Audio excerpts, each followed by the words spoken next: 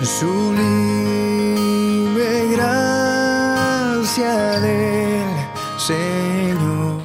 Efesios capítulo 5. ¿Ya lo tienen?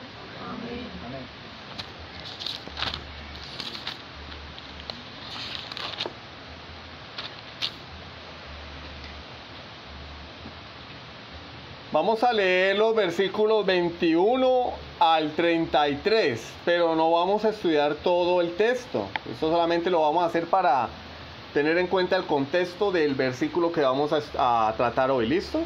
Amén. Efesios 5, 21 al 33. Cuando lo tengan pueden decir amén. Amén. Dice la palabra de Dios: someteos unos a otros en el temor de Dios. Las casadas estén sujetas a sus propios maridos como al Señor. Porque el marido es cabeza de la mujer, así como Cristo es cabeza de la iglesia, la cual es su cuerpo y Él es su Salvador. Así que como la iglesia está sujeta a Cristo, así también las casadas lo estén a sus maridos en todo. Maridos, amad a vuestras mujeres, así como Cristo amó a la iglesia y se entregó a sí mismo por ella, para santificarla, habiéndola purificado en el lavamiento del agua por la palabra, a fin de presentársela a sí mismo una iglesia gloriosa, que no tuviese mancha ni arruga, ni cosa semejante, sino que fuese santa y sin mancha. Así también los maridos deben amar a sus mujeres como a sus mismos cuerpos. El que ama a su mujer, a sí mismo se ama. Porque nadie aborreció jamás a su propia carne, sino que la sustenta y la cuida, como también Cristo a la iglesia, porque somos miembros de su cuerpo, de su carne y de sus huesos. Por esto dejará el hombre a su padre y a su madre, y se unirá a su mujer, y los dos serán una sola carne. Grande es este misterio, mas yo digo esto respecto de Cristo y de la iglesia. Por lo demás, cada uno de vosotros ame también a su mujer como a sí mismo, y la mujer respete a su marido. Amén. Vamos a orar. Soberano Dios y Padre Celestial, venimos delante de ti suplicando que nos asistas, que hables a nuestras vidas a través de tu palabra. Que podamos, Señor, recibir de ti ese alimento espiritual y que yo pueda, Señor, interpretar tu palabra correctamente para que tu iglesia sea bendecida, para que todos seamos alimentados y santificados. Señor, ten piedad de nosotros.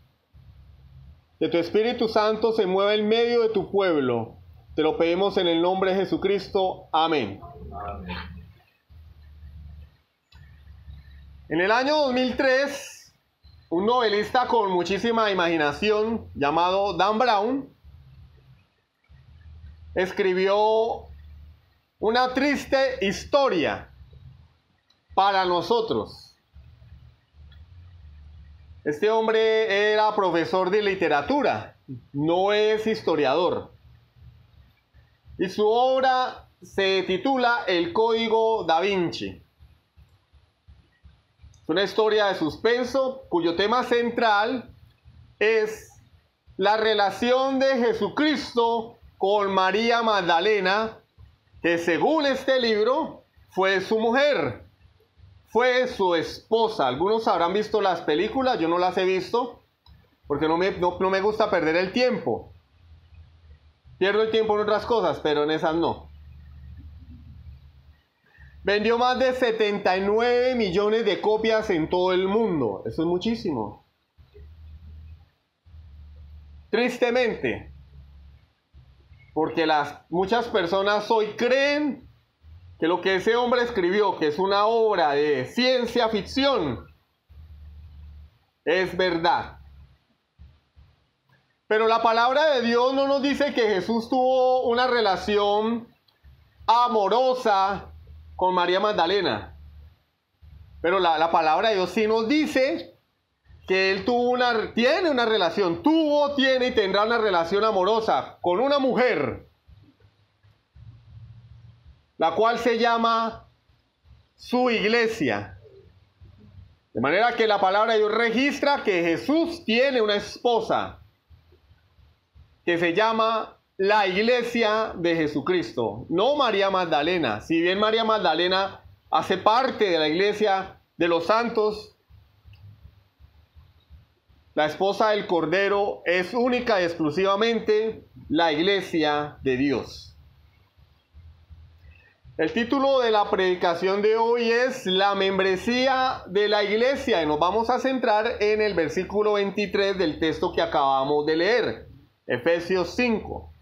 Efesios 5:23, y vamos a ver dos puntos. En primer lugar, ¿qué es la Iglesia? En forma de pregunta, ¿qué es la Iglesia? Bueno, hablamos de la membresía de la Iglesia, pero pues antes, si vamos a hablar de membresía de la Iglesia, pues tenemos que tener alguna noción de lo que es la Iglesia. Yo sé que muchos de ustedes ya saben lo que es eso, pero habrá alguna que otra persona que todavía no tiene claro o no ha sido expuesto a este conocimiento.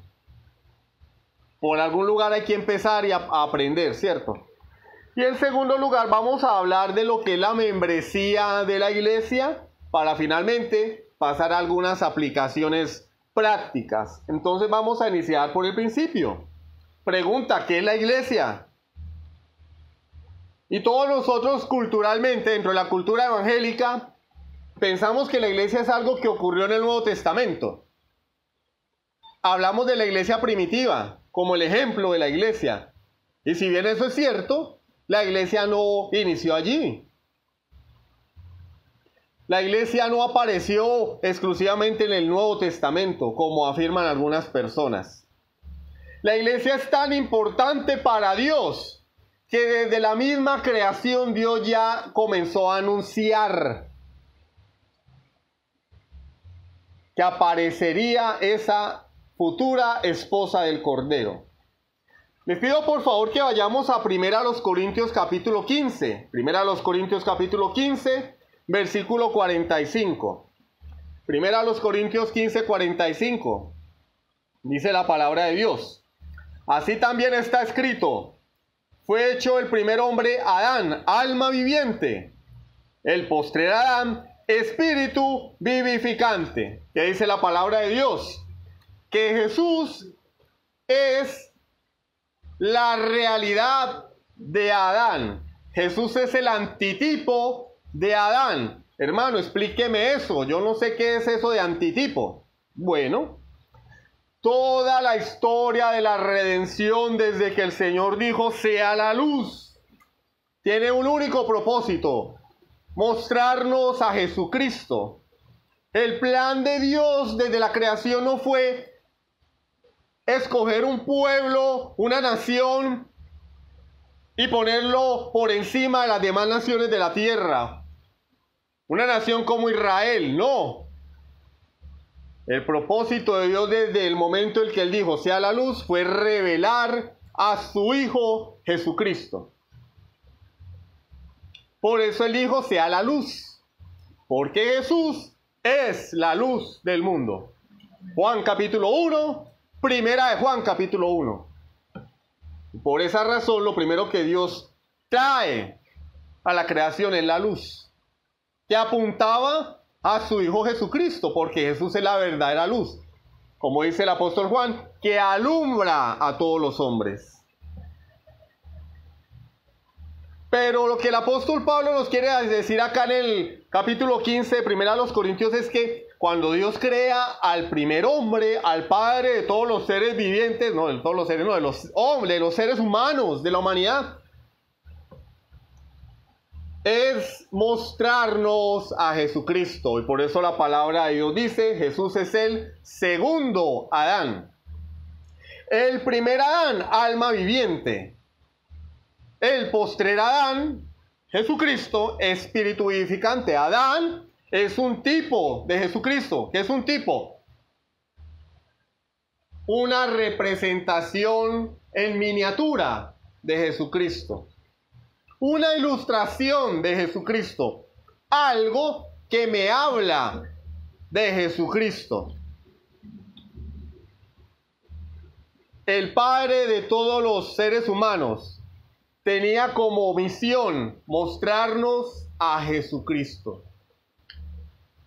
Por eso la Biblia, vuelvo y lo repito, llama a Jesús el segundo Adán. el postrer Adán. Hay una relación entre Adán y Cristo. Adán es tipo de Jesucristo, apunta a Jesucristo. Pero sucedió algo más allá en la creación. Leímos en la introducción el texto de Génesis 2. Dios no solamente creó a Adán. Efesios 5:23, por favor, que es el texto alrededor del cual va a girar la enseñanza de hoy. Efesios 5:23. Porque el marido es cabeza de la mujer, así como Cristo es cabeza de la iglesia, la cual es su cuerpo, y Él es su Salvador. ¿Qué está diciendo Pablo acá en este texto? Que la iglesia es el cuerpo de Cristo. Eso ya lo sabemos. Todo el tiempo lo repetimos. La iglesia es el cuerpo de Cristo. Cristo es cabeza de la iglesia. Y tal vez alguien, cuando leímos el texto, dijo: el hermano nos va a hablar del matrimonio. Va a empezar a dispararle a los esposos, va a comenzar a dispararle a las esposas, va a hablar de que el marido debe amar a su mujer sacrificialmente y que la mujer debe sujetarse a su esposo. Pero el propósito principal es mostrarnos a Cristo a través de la relación del hombre y la mujer. No olvidemos el texto de 1 Corintios 15. Adán es tipo de Jesucristo. Jesús es el segundo Adán. ¿Qué hizo Dios en el huerto del Edén cuando creó a Adán? Él vio que lo que había hecho era bueno. No. Él dijo, todo lo que él había hecho hasta el momento terminó con una sentencia. Y vio Dios que lo que había hecho era bueno, y bueno en gran manera. Pero cuando él crea al hombre, dice: no es bueno que el hombre esté solo. Todavía no lo he terminado. Algunas personas atrevidas dicen que el Señor cometió ahí alguna falta o le faltó porque no hizo a Adán completo y después tuvo que remediarlo. No, de ninguna manera. Dios hizo al hombre en 2 pasos. Hizo a Adán y después hizo ¿qué? A la mujer. Por eso él dijo: no es bueno que el hombre esté solo, todavía me falta. Es como Moisés a través del Génesis diciendo: no esperen, todavía no saquen conclusiones. Le falta una parte a la historia. Adán no va a morir solo, esperen. Y el Señor dice: le haré ayuda idónea. Produce un sueño profundo en Adán, y mientras Adán está durmiendo, extrae una costilla y de allí forma a la mujer. ¿Y qué dice Adán cuando ve a la mujer? Esta será llamada hueso de mi hueso y carne de mi carne. Será llamada varona porque del varón fue tomada. Por esto dejará el hombre a su padre y a su madre, se unirá a su mujer, y los dos serán una sola carne. No dice los dos van a ser competencia, van a ser enemigos bajo el mismo techo, van a tener economías separadas, lo mío es mío, lo tuyo es tuyo. Serán una sola carne. No olvidemos, Adán es tipo de Jesucristo. Adán es tipo de Jesucristo.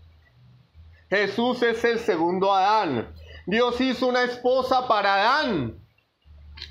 ¿Qué paralelo encontramos en la Escritura respecto a que Dios hizo una esposa para el primer Adán?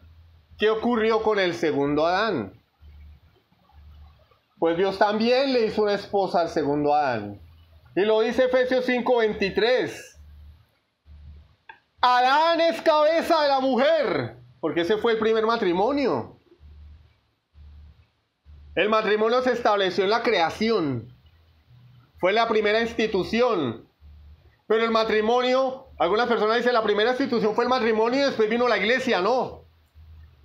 Cuando Dios establece el matrimonio está pensando en la iglesia. ¿Por qué? Porque Adán es cabeza de la mujer, así como Cristo es cabeza de la iglesia, la cual es su cuerpo. ¿Qué dijo Adán? Esta será llamada, será carne de mi carne y hueso de mi hueso. ¿De dónde salió la esposa de Adán? De una costilla que fue extraída del mismo cuerpo de Adán. ¿Y de dónde salió la iglesia en el Nuevo Testamento? ¿Qué sucedió cuando nuestro Señor expiró? Cuando el Señor pagó nuestra deuda, cuando murió por tu pecado y mi pecado, para que se cumpliera la profecía que decía que ningún hueso de él sería quebrantado, enviaron a cerciorar que él estaba muerto. Y un soldado atravesó su costado con una lanza, y de ese costado salió agua y sangre. La primera esposa, la esposa del primer Adán, salió de una costilla. La esposa del segundo Adán saldría también de una de sus costillas, de su costado traspasado. Porque Jesús es el segundo Adán.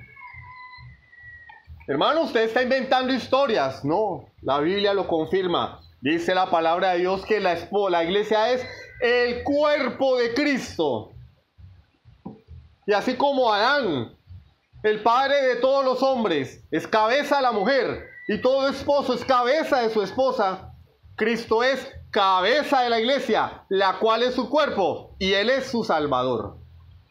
De manera que aquellas personas que afirman que la iglesia no aparece en el Antiguo Testamento, que afirman que la iglesia es solamente parte del nuevo pacto, que Dios nunca pensó en la iglesia, que Dios siempre tuvo un plan con Israel, están en un serio error.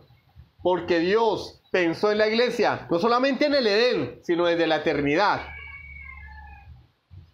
Cuando le ordenó a su Hijo venir a morir como un hombre en una cruz para rescatar a su esposa, para redimir a su esposa.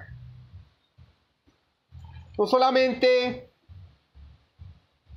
es una enseñanza del Nuevo Testamento.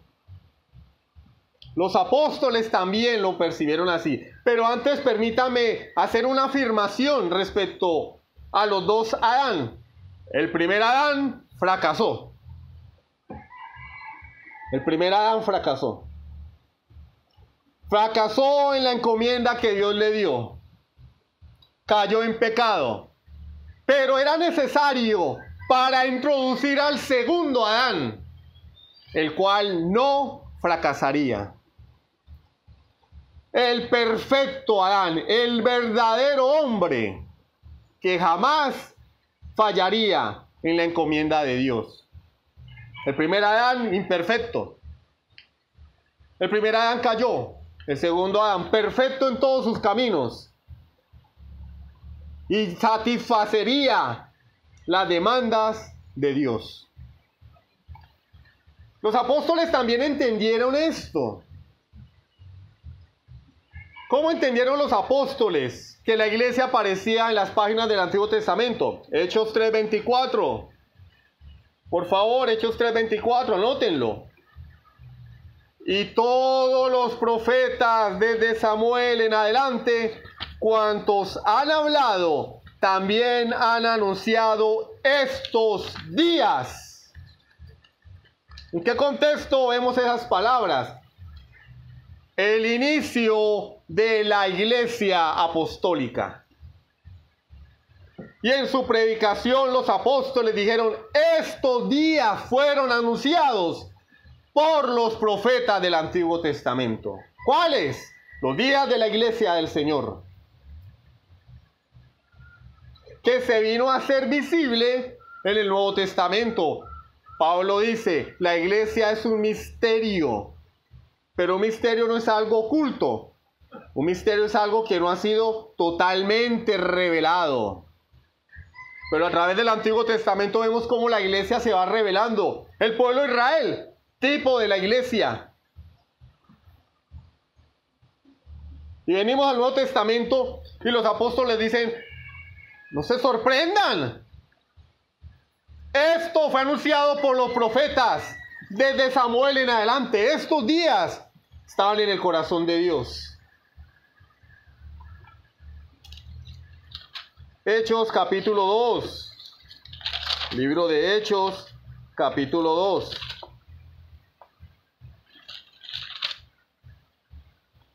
Versículo 16.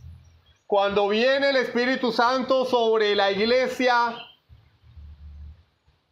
y los judíos que venían de otros lugares, los judíos locales dicen: esta gente está borracha, están hablando en nuestro propio idioma. Esto es un fenómeno paranormal. Y el apóstol Pedro dice: no, no estamos ebrios. Son las 9 de la mañana. Esto que ustedes están viendo, esto, el nacimiento de la iglesia, es lo profetizado por el profeta Joel. Esto que ustedes están viendo fue anunciado por el profeta Joel. Y en los postreros días, dice Dios, derramaré mi espíritu sobre toda carne, sin distinción. Antes era solo con los israelitas, que eran tipo de la iglesia, después de Cristo, sin distinción. Vuestros hijos y vuestras hijas profetizarán, y vuestros jóvenes verán visiones, y vuestros ancianos soñarán sueños. De cierto, sobre mis siervos y sobre mis siervas en aquellos días derramaré mi espíritu y profetizarán. Daré prodigios arriba en el cielo, señales abajo en la tierra, sangre y fuego y vapor de humo. El sol se convertirá en tinieblas y la luna en sangre, antes que venga el día del Señor, grande manifiesto. Y todo aquel que invocar el nombre del Señor será salvo. Hermano, ¿está hablando del fin del mundo? No, está hablando en un lenguaje antiguo testamentario. En el Antiguo Testamento se hacía mención, cuando el Señor manifestaba su poder y su gloria, de estas señales. Cuando el Señor libertó a Israel de Egipto, ¿cómo lo hizo? Vemos las señales que Dios hizo cuando sacó a Israel de Egipto. El sol se oscureció, señales y prodigios en el cielo y en la tierra. Y de la misma manera, en el nacimiento de la iglesia, también hubo señales que anunciaban el poder de Dios y la salvación que ahora estaría disponible para todo el mundo sin distinción. Primera carta de Pedro, capítulo 1, versículos 10 al 12. Primera de Pedro, capítulo 1, versículos 10 al 12.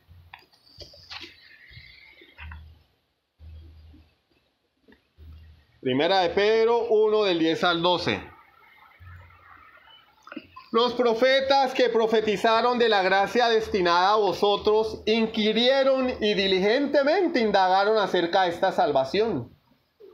Está hablando de los profetas del Antiguo Testamento. Escudriñando qué persona y qué tiempo indicaba el Espíritu de Cristo que estaba en ellos, el cual anunciaba de antemano los sufrimientos de Cristo y las glorias que vendrían tras ellos. Oído. A esto, es decir, a los profetas del Antiguo Testamento, se les reveló que no para sí mismos, sino para nosotros, dice, administraban las cosas que ahora son anunciadas por los que os han predicado el Evangelio, por el Espíritu Santo enviado del cielo. Cosas en las cuales anhelan mirar los ángeles. ¿Qué quiere decir eso en español? Que todo lo que los profetas anunciaron en el Antiguo Testamento no era para ellos, era para nosotros, la iglesia del Señor. Cuando ellos estaban hablando en el libro del profeta Isaías, en el libro de Ezequiel, del Israel, del pueblo de Dios, estaban hablando de la iglesia del Señor Jesucristo. A esto se les reveló que no para sí mismos, no para ellos, sino para nosotros, está escribiendo Pedro en el Nuevo Testamento. Ellos administraban las cosas que ahora son anunciadas a través del Evangelio. La iglesia siempre ha estado en el corazón de Dios. Entonces hemos visto que si bien la iglesia hace su aparición plenamente en el Nuevo Testamento, fue anunciada, y no solamente anunciada, sino esperada desde la antigüedad. De hecho, antes de Pentecostés, en Mateo 18, Jesús, hablando del tema del trato al hermano que peca, dice: si no hace caso a los testigos, dilo a la iglesia. ¿A cuál iglesia? Dilo a la iglesia. Ya hablaba antes de su muerte de la iglesia. Entonces, ahora que hemos visto de manera muy superficial, porque esto es muy superficial, ¿qué tan importante es la iglesia para Dios en el Antiguo Testamento? Pasemos a definir qué significa la iglesia, porque la pregunta es, ¿qué es la iglesia? Hermano, usted nos ha hablado fue de Adán, de Eva, de la esposa. ¿Qué es la iglesia? Bueno, por definición la iglesia es una asamblea. En el sentido cristiano, iglesia es la asamblea de hermanos que han sido llamados a salir del mundo para congregarse alrededor de Dios. En el sentido secular de la palabra, iglesia es una asamblea de personas que son llamadas a salir de sus hogares para comparecer a un llamado, a un lugar público, entiéndase una plaza o un edificio, para tratar ciertos temas. Pero en el sentido cristiano de la palabra, iglesia es una asamblea de hermanos que han sido llamados por Dios a salir del mundo. Por eso literalmente es llamados hacia afuera, llamados afuera. ¿Qué significa eso? La palabra iglesia se refiere a la comunidad de redimidos de todos los tiempos y de todas las naciones, los escogidos de Dios. Eso se llama iglesia universal, porque yo no conocí a Abraham. Sin embargo, él es parte de la iglesia universal de Dios, redimido por Cristo. Pero la palabra adquiere otra connotación cuando hablamos de un grupo más cerrado, lo cual se llama iglesia local. Mateo 18, 17. Volvemos al mismo tema del trato al hermano que peca. Mateo 18, 17 dice: si no los oyere a ellos, dilo a la iglesia. ¿A cuál iglesia? ¿A cuál iglesia? Y si no oyere a la iglesia, tenle por gentil y publicano. ¿De qué iglesia está hablando? De la iglesia universal, de la cual son parte David, Abraham, Josué, Caleb, Rahab la ramera, María, Pedro, Pablo, Esteban, Sem, Noé. ¿Está hablando de esa iglesia? ¿Cómo hago yo para comunicarme con ellos? A través de un medium, para poder decirle a ellos que hay un hermano que está en pecado impenitente, que hay un hermano que no se quiere arrepentir. Entonces busco una medium y me comunico con ellos porque ellos son parte de la iglesia. No, está hablando de una iglesia local. Allí mismo el Señor ya estaba hablando de las iglesias locales. Si no los oyere a ellos, a los testigos, hay un hermano que está pecando, se le llama la atención, pero él no quiere entrar en razón. Entonces, ¿qué hay que hacer? Hay que decírselo a la iglesia local. Primera carta de Pedro 5, del 2 al 3. Estos solamente son unos pocos textos de los muchos que hay, pero por cuestión de tiempo no los vamos a tratar todos, obviamente. Primera de Pedro 5, versículos 2 y 3. Pero hablándole a los ancianos, a los obispos, a los pastores, dice lo siguiente: apacentad o pastoread la grey de Dios que está entre vosotros, o el pueblo de Dios, cuidando de ella, no por fuerza, sino voluntariamente, no por ganancia deshonesta, sino con ánimo pronto, no como teniendo señorío sobre los que están a vuestro cuidado, sino siendo ejemplos de la grey. ¿De cuál grey está hablando Dios? ¿A qué anciano les está hablando? Está hablando a Elías, que murió, porque Elías es parte de la iglesia universal, de los redimidos de Dios, de los escogidos de Dios. Bueno, le está hablando a un pastor. A Juanito, bueno, a Juanito, pastorea la grey de Dios que está entre vosotros. Y no hay que hacer un esfuerzo intelectual para entender que está hablando de un grupo específico de hermanos, la grey, el rebaño, que está donde, en medio de vosotros. No está hablando de la iglesia universal.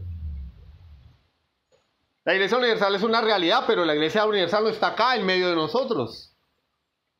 Hay creyentes en Japón, en la India, en China, en Argentina, pero no están acá. Los creyentes que han muerto, los creyentes que vendrán, que aún no han nacido.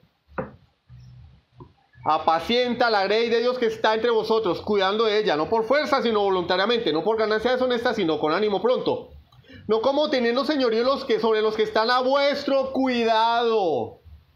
¿Cómo hace un pastor para cuidar a la iglesia universal? No es posible. Bueno, yo soy pastor y voy a visitar a Abraham, ya está muerto. Voy a hablar con los hermanos en China, no hablo mandarín. Está hablando del cuerpo local, la iglesia local. Sino siendo ejemplos de la grey. ¿De cuál grey? ¿De cuál pueblo? ¿De cuál manada? Pues de la iglesia local. Entonces ya hemos hablado de qué es iglesia por definición. Un breve destello de la obra de Dios a lo largo del Antiguo Testamento que nos anunciaba la llegada de la iglesia. Ahora hay una pregunta. ¿Cómo puede una persona ser parte de la iglesia? La iglesia es un cuerpo universal de personas que se han arrepentido. Pero también hay una iglesia local. ¿Cómo puede una persona ser parte de esa iglesia? Eso nos lleva a nuestro segundo punto. La membresía de la iglesia. ¿Cómo puede una persona ser parte de la iglesia de Dios, de la esposa del Cordero, de la esposa del segundo Adán? Bueno, cuando se arrepiente de sus pecados, es injertado en la iglesia. Hace parte ahora de la esposa de Jesucristo. Por eso es que la iglesia de Jesús es tan importante. La iglesia de Jesús no es un juego. La iglesia de Jesús no es un club social. Venimos de una congregación donde todo era informal, todo era una recocha, todo era esparcimiento, todo era para divertirnos, para pasarla bueno. Pero la iglesia de Jesús no es eso. No es un club social. No es un lugar al que yo llego a socializar.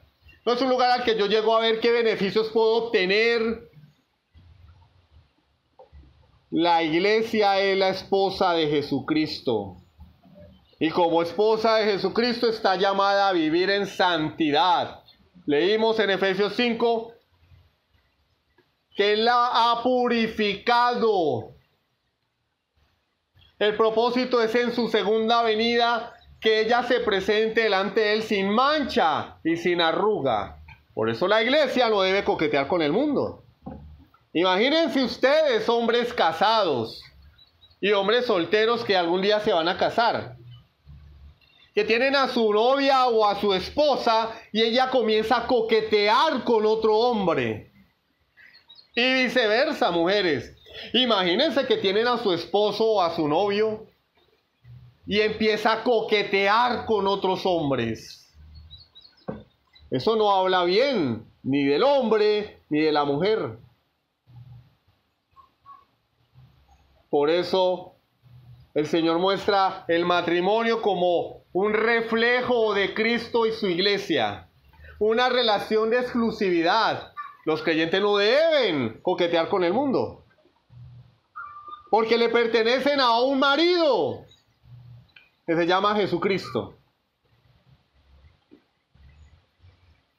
Entonces la Escritura nos habla de la importancia de pertenecer a una iglesia local. Y no solo de pertenecer, sino de servir.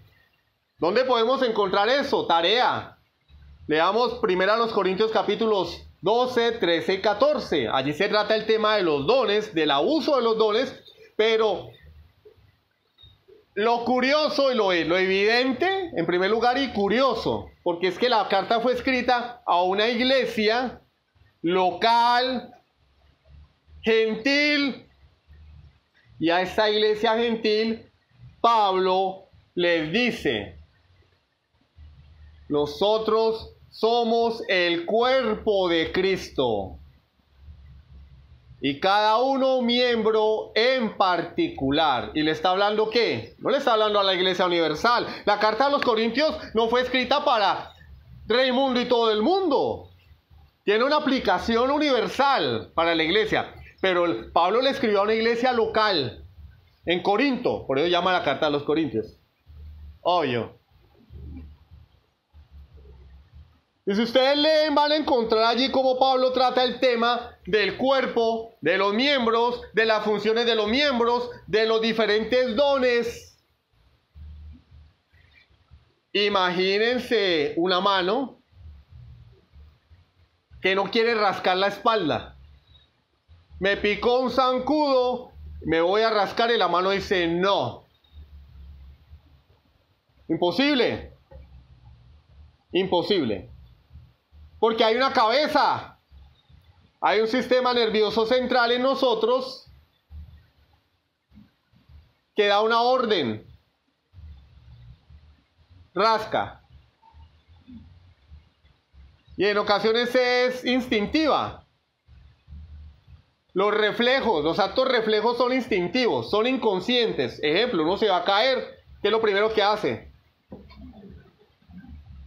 No, espérate, fuerza de gravedad. Como dicen, parrantico. Espérese un momentico. Mano, por favor, tienes que amortiguar mi caída, ¿no? La gente se fractura las manos para impedir la caída. Te caen, ¡pum! La mano, ¿qué hizo la mano? Se sacrificó por el cuerpo. Y Pablo lo que dice es que el propósito de los miembros del cuerpo es servirle a los demás miembros del cuerpo. Hay una relación orgánica. Pregunto yo, ¿una mano puede lavarse a sí misma?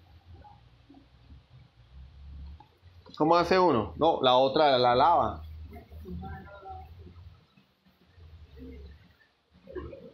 Alguien dirá, ¿y si es mochito? Bueno, habrá que preguntarle cómo hace. Ah, pero la razón por la cual la persona que tiene un miembro amputado no puede lavar su mano con la otra mano es porque el miembro está amputado, está muerto. ¿Sí ven? La única razón por la cual esta mano izquierda no quiera lavar la derecha es porque ha sido amputada. Y Pablo dice, vosotros sois el cuerpo de Cristo y miembros los unos de los otros.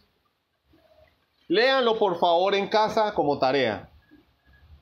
El propósito de Pablo era decirle a la iglesia, nadie saque pecho, ay, yo hablo en lengua, no, yo tengo dones de revelación, no, yo tengo don de profecía. Y Pablo les dice, no señor, todos son miembros y se deben los unos a los otros. Todo lo contrario a lo que ustedes piensan. Los miembros más vergonzosos, los miembros más débiles, es a los que cuidamos más. Yo les pregunto a ustedes, ¿cuál es el miembro del cuerpo que nosotros más cuidamos? No me contesten. Y es el miembro más vergonzoso, ¿sí o no? El que más tapamos, el que más limpiamos, el que más cuidamos. Es el menos visible. Estos son los miembros más visibles del cuerpo. Pareciera que son los más útiles. Pero por lo mismo son los más útiles y son los que le sirven a los demás miembros.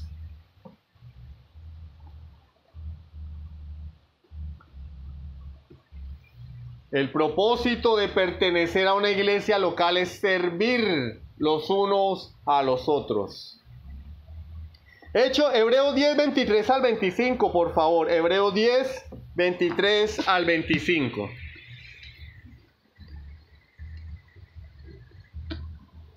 Hebreos 10, 23 al 25. Mantengamos firmes sin fluctuar, o sea, sin variar. Esto es una fluctuación, una variación. Sin variar, o sea, constantemente. ¿Qué es lo contrario a variación? Constancia. Mantengamos firmes sin fluctuar la profesión de nuestra esperanza, porque fiel es el que prometió. A los que se bautizaron y se les preguntó: ¿ustedes se comprometen a obedecer a Dios, a guardar sus mandamientos? Adquieren un compromiso con la iglesia, hay que mantenernos firmes en ese compromiso. Y considerémonos unos a otros. ¿Para qué? Para estimularnos, para motivarnos al amor y a las buenas obras. ¿Cómo se hace eso? Escritor de la carta a los Hebreos, llámese Pablo, llámese Apolos o llámese quien se llame. ¿Cómo hacemos eso? No dejando de congregarnos, como algunos tienen por costumbre, sino exhortándolos, y tanto más, cuanto habéis que aquel día se acerca. El Señor está cerca, tengo que santificarme más. Estoy viendo que cada día que pasa es un día menos de nosotros aquí en la tierra.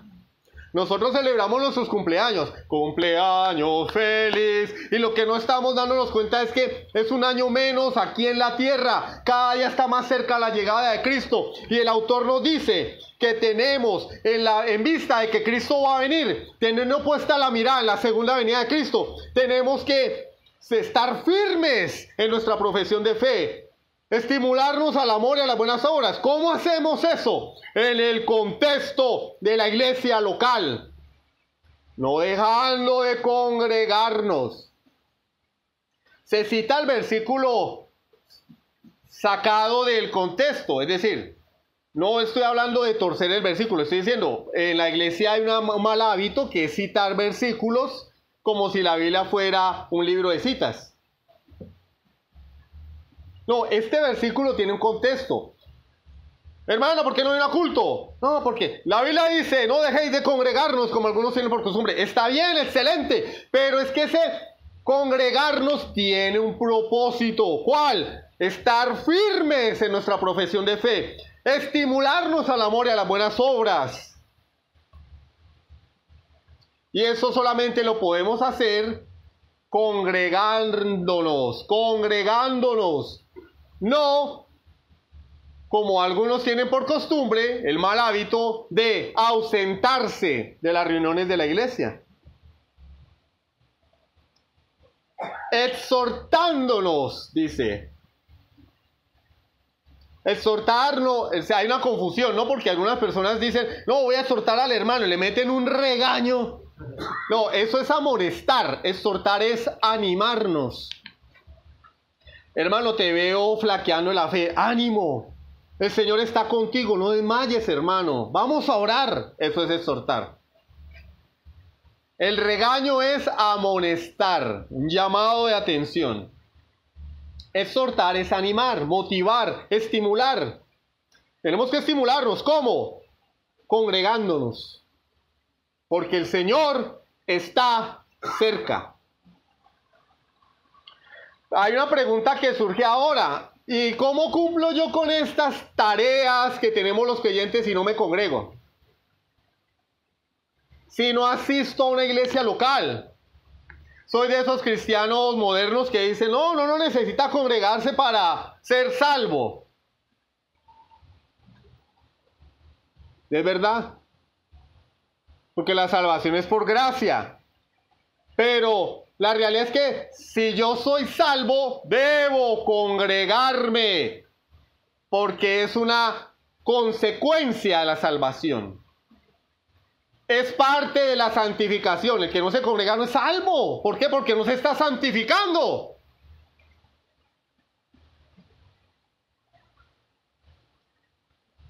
Uno de los beneficios de la expiación es decir, del derramamiento de la sangre de Cristo, es la justificación. Pero un beneficio también que se desprende de la expiación y va con la justificación de la mano es la santificación. Si tú no estás siendo santificado, es porque jamás fuiste justificado de tus pecados, es decir, no eres salvo.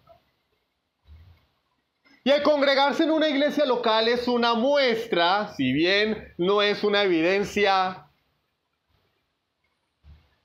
inquebrantable de que una persona es salva, es una muestra verdadera de todo creyente que es salvo. Todo creyente salvo o verdadero creyente se congrega,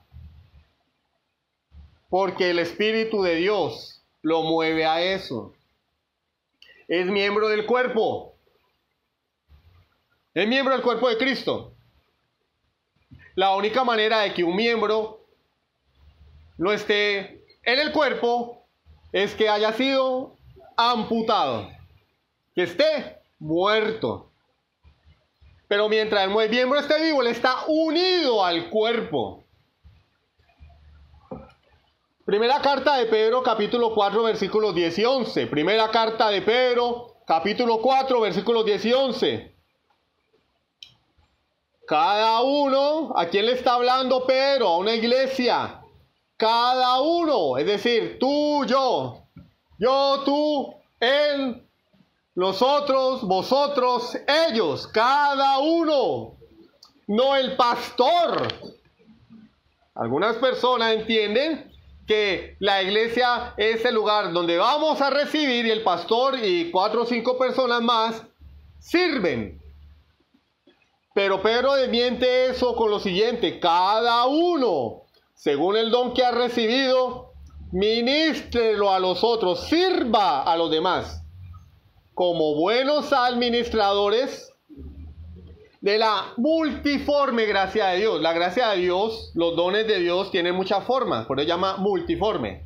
Unos predican, otros evangelizan, otros enseñan, otros sirven, otros visitan. Pero todo miembro del cuerpo tiene un don, tiene una gracia. Don significa gracia allí. Por eso se llaman dones carismáticos. Pero no, los pentecostales nos robaron la palabra. Carisma, un don. Algo que Dios nos dio por gracia. ¿Cuál es el don de la mano? Sujetar, asir. Y en la mano hasta el miembro más pequeño es importante. ¿Cuál es el miembro más pequeño de la mano? El dedo pulgar.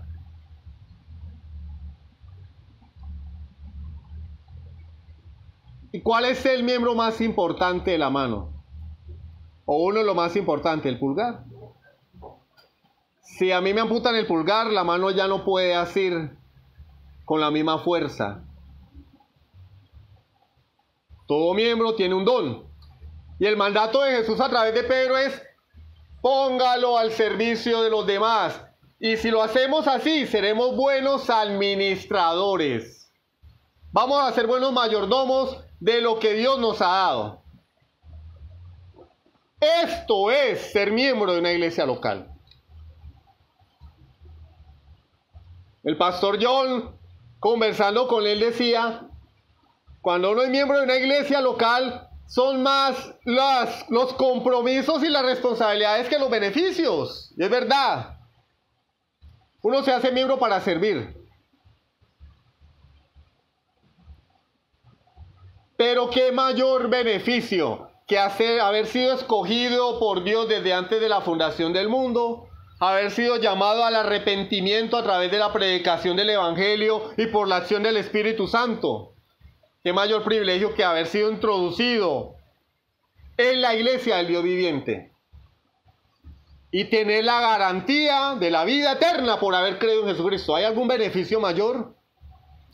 El problema es que vivimos en una sociedad individualista, donde todo el mundo está así, con la mano estirada: ¿qué me van a dar? qué me van a hacer, cómo me van a atender, cómo me van a recibir, porque eso es lo que promueve nuestra sociedad, los gobiernos. La gente ya no quiere trabajar hoy porque todos están con la mano estirada esperando que papá gobierno les dé un subsidio. La gente sale a las calles a protestar por sus derechos, pero miren, yo no he visto el primero en la calle protestando por sus obligaciones. No lo he visto, creo que jamás lo veré. Salen a la calle a exigir, no a ofrecer. Imagínense una marcha en la calle con pancartas. ¿Y ustedes por qué están acá? Estamos ofreciendo nuestra vida. Estamos ofreciendo nuestros servicios a las demás personas. Queremos que vengan para atenderlos. No. Reclaman derechos. Y lamentablemente eso está en nuestro ADN. Venimos a la iglesia esperando ¿qué me van a dar? Como el arbolito lindo de Navidad. ¿Qué me vas a dar?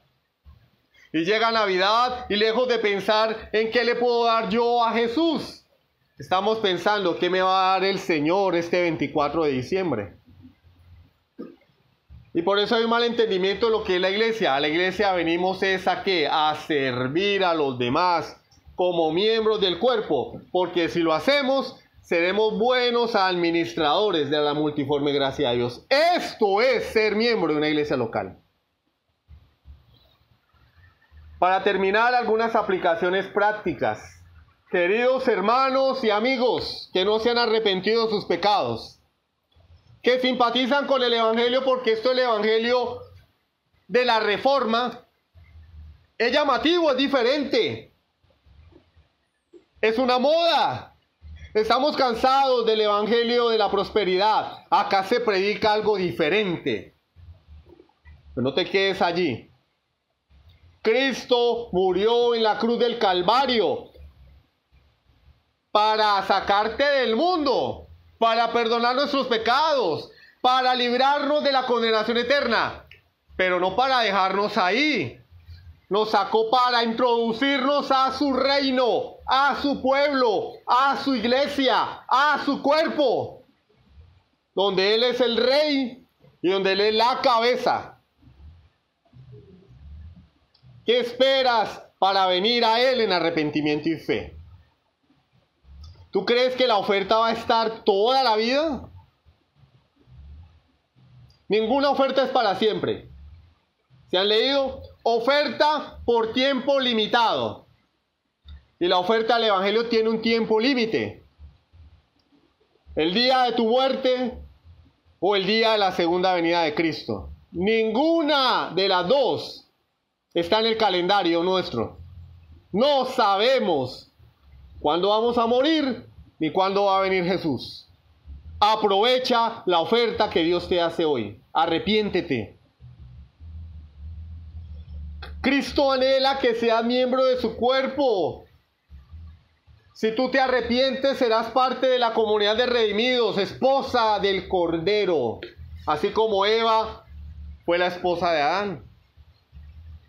Miren lo que dice el apóstol Pedro en la primera carta, capítulo 2, versículo 9. De eso que no lo sabemos de memoria, pero pareciera que muchas veces no lo digerimos, no lo masticamos. Mas vosotros sois linaje escogido, real sacerdocio, nación santa, pueblo adquirido por Dios. Miren lo que dice el texto. Somos una descendencia que Dios escogió. Es un privilegio ser parte de la iglesia, porque son escogidos de Dios. Escogidos. No es para todo el mundo. No todo el mundo tiene ese regalo. Deberíamos sentirnos privilegiados de poder estar acá oyendo la palabra de Dios, teniendo comunión unos con otros, de participar de los medios de gracia. Privilegio, linaje escogido, real sacerdocio. Ya no hay sacerdocio arónico. Tenemos un sumo sacerdote. Pero en este mundo, todo creyente es sacerdote del Altísimo, porque está llamado a través del Evangelio a interceder por los hombres delante de Dios y a traer el mensaje para que los hombres sean salvos. nación santa.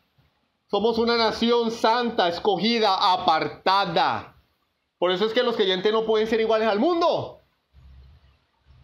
Creyente que vive como el mundo no es creyente, es del mundo. Pueblo adquirido por Dios. ¿Con qué nos compró Dios? Con la sangre del Dios eterno, Jesucristo, Dios hombre, para que anunciemos las virtudes de aquel que nos llamó. ¿Dónde estábamos? Las tinieblas, oscuridad, muerte.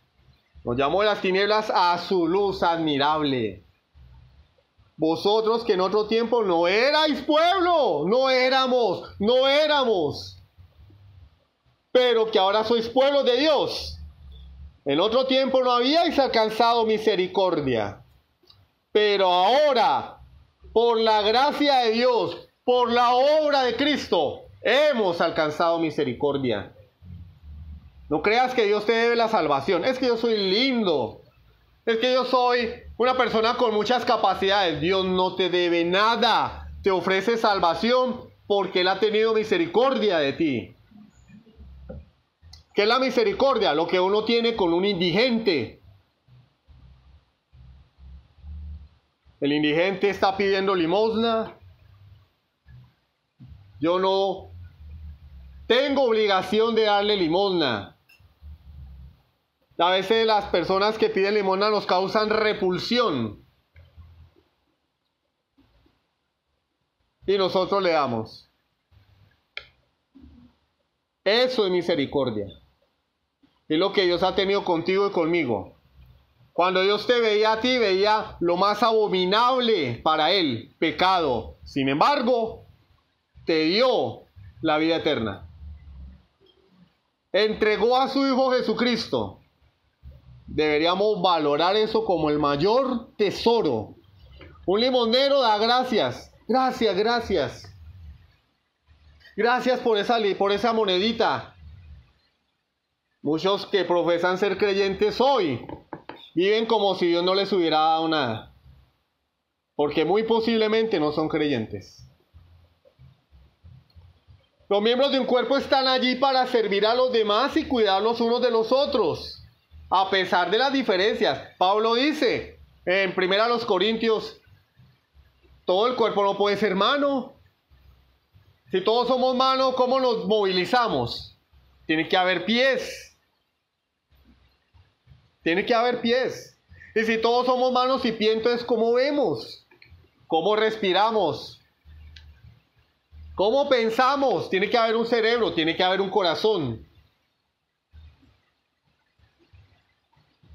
Hay diversidad en la iglesia, no todos podemos ser iguales. Pero hay una realidad, los diferentes miembros del cuerpo se necesitan unos a otros. Y se sirven unos a otros. ¿Por qué? Porque están unidos orgánicamente. A tal punto que la única manera de que un miembro deje de serlo es, vuelvo y lo digo, amputándolo o que esté muerto. Mientras el miembro esté ligado al cuerpo, está unido a él orgánicamente. La sangre bombeada por el corazón llega a cada rincón, hasta la última célula del cuerpo. ¿Qué sucede cuando la sangre no llega a un miembro del cuerpo? Hay que amputarlo. La famosa gangrena. Amputación. Porque el miembro se muere. Cuando hay necrosis en los tejidos, hay que amputar. Porque el miembro se muere. Ya no hay miembro. Pero en el corazón de Dios, ningún miembro dejará de ser miembro, porque los compró eficazmente con la sangre de su Hijo. Todo verdadero miembro del cuerpo de Cristo va a servir a los demás miembros. 1 Corintios 12, 27.